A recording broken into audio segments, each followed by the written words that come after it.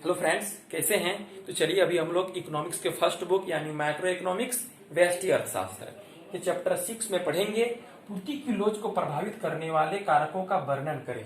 यानी जो तत्व जो कारक पूर्ति की लोच को प्रभावित करते हैं उसका वर्णन करना है।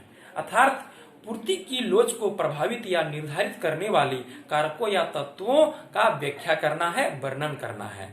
तो कहता है कि पूर्ति की लोच को निम्नलिखित कारक या तत्व प्रभावित करते हैं।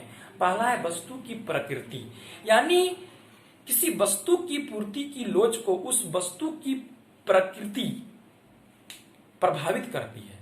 यानी पूर्ति की लोच वस्तु की प्रकृति पर भी निर्भर करती है। अर्थात टिकाऊ वस्तुओं के लिए वस्तु की पूर्ति की लोच अपेक्षाकृत लोचदार होता है, क्योंकि टिकाऊ वस्तु का यदि वर्तमान में दाम कम है तो विक्रेता लोग उसका भविष्य में उपयोग कर पाएगा और भविष्य में जब दाम बढ़ेगा तब बेचेगा। लेकिन शीघ्र नष्ट होने वाली वस्तु की पूर्ति का लोच अपेक्षाकृत बेरोजगार होता है, क्योंकि शीघ्र नष्ट होने वाली वस्तु पर यदि लाभ कम हो रहा है या अधिक हो रहा है उसको हमको वर्तमान में ही बेचना होगा, हम भविष्य में उसको नहीं बेच पाएंगे।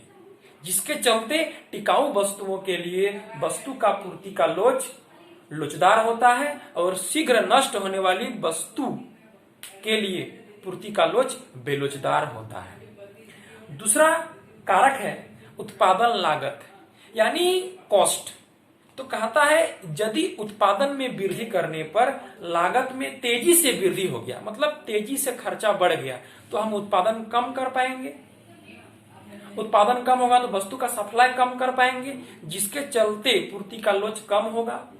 इसके विपरीत यदि उत्पादन में वृद्धि करने पर लागत में तेजी से नहीं धीमी से वृद्धि होती है, मतलब कम स्पीड से यदि खर्चा बढ़ेगा तो थोड़ा उत्पादन हम बढ़ा पाएंगे, जिसके चलते सप्लाई बढ़ा पाएंगे और पूर्ति का लोच क्या हो जाएगा, अधिक हो जाएगा। ठीक। तीसरा बात है कि भविष्य में कीमत परिवर्तन, यानी यदि किसी वस्तु का भविष्य में दाम बढ़ने वाला है तो उस वस्तु का वर्तमान में सप्लाई क्या हो जाएगा, कम हो जाएगा, जिसके चलते पूर्ति का लोच बेलोचदार हो जाएगा।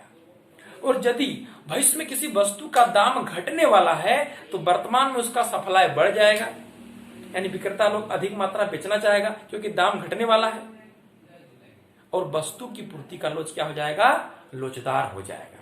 यानी भविष्य में दाम यदि बढ़ने वाला है तो अभी सप्लाई कम करेगा क्योंकि लाभ बाद में ज्यादा होगा, सप्लाई भी कम करेगा तो वस्तु की पूर्ति का लोच भी कम होगा, मतलब बेलोचदार हो जाएगा।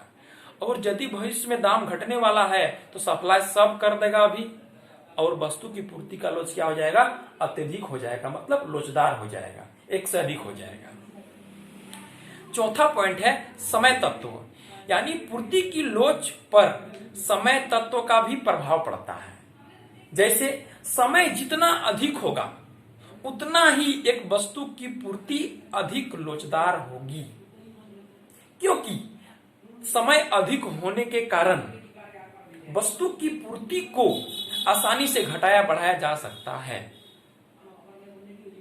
परंतु दूसरी ओर कम समय में वस्तु की पूर्ति बेलोचदार होती है, क्योंकि समय कम होने के चलते वस्तु की पूर्ति में परिवर्तन का कोई समय नहीं होता है।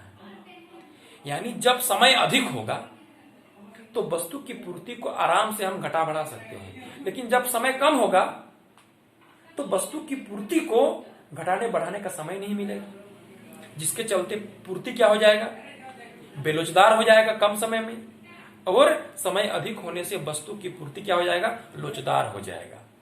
लास्ट पॉइंट है प्राकृतिक बाधाएं, यानी पूर्ति की लोच को प्राकृतिक घटक भी प्रभावित करते हैं। अर्थात प्राकृतिक कारणों से भी कई वस्तुओं की पूर्ति को नहीं बढ़ाया जा सकता है। जैसे सागौन की लकड़ी की पूर्ति की लोच बेलोचदार होती है, क्योंकि सागौन की लकड़ी का उत्पादन कम होता है, उत्पादन कम होगा तो सप्लाई कम कर पाएंगे, जिसके चलते पूर्ति का लोच भी कम होगा। और जिस वस्तु का हम उत्पादन ज्यादा कर पाएंगे तो सप्लाई भी ज्यादा कर पाएंगे और वस्तु की पूर्ति का लोच अधिक होगा। तो ये सभी तत्व पूर्ति की लोच को प्रभावित करते हैं। पहला वस्तु की प्रकृति, दूसरा उत्पादन लागत, तीसरा भविष्य में कीमत परिवर्तन, चौथा समय तत्व और पांचवा प्राकृतिक बाधाएं। मिलते हैं आने वाले वीडियो में।